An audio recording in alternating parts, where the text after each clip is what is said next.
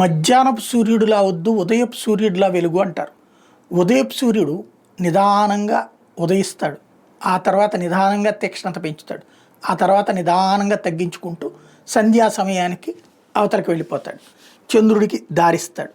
అట్లాగే ఎవరైనా సరే కోరుకునేటటువంటిది ఆ తరహా కాన్సెప్ట్. కానీ జరుగుతున్నటువంటి ప్రక్రియ అన్నామలై విషయంలో అదే జరుగుతుంది.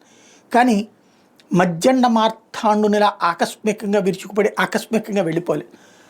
భారతీయ జనతా పార్టీ అధిష్టానం తనని పక్కన పెట్టి నైనార్కి కొత్తగా అధ్యక్ష బాధ్యతలు ఇస్తే తను ఏఐఏడిఎంకేకి అనుకూలుడని తెలుసు, పన్నీర్ సెల్వం వచ్చి బీజేపీలో చేరుతున్నాడని తెలుసు. ఓవరాల్ రాజకీయం అంతా కూడా ఏం జరుగుతుందో అతనికి తెలుసు. కొత్త కూటమి జట్టు కడుతోందని తెలుసు. మోడీ, అమిత్ షా ఆయన కూర్చోబెట్టి చెప్పింది అది. జాతీయ రాజకీయాల్లోకి త్వరలో జరగబోయేటటువంటి జాతీయ అధ్యక్షుడి ఎంపిక తర్వాతన జరగబోయేటటువంటి జాతీయ కమిటీలో అన్నామలైకి ఛాయిస్ వస్తుంది.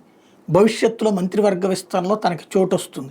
అట్ ద సేమ్ టైం తమిళనాడులో మాత్రం ఖచ్చితంగా స్టాలిన్ని దించడానికి కూటమి, ఆ కూటమికి సంబంధించినటువంటిది వచ్చే ముందు నిశ్శబ్దంగా ఉండాలన్నటువంటి కాన్సెప్ట్ ఏదైతే ఉందో అన్నామలై వివిధ పుణ్యక్షేత్రాల సందర్శన లాంటి వాటికి వెళ్తా తద్వారా ఈ హడావిడి నుంచి సైకలాజికల్గా తనని తాను మోటివేట్ చేసుకుంటున్నాడు.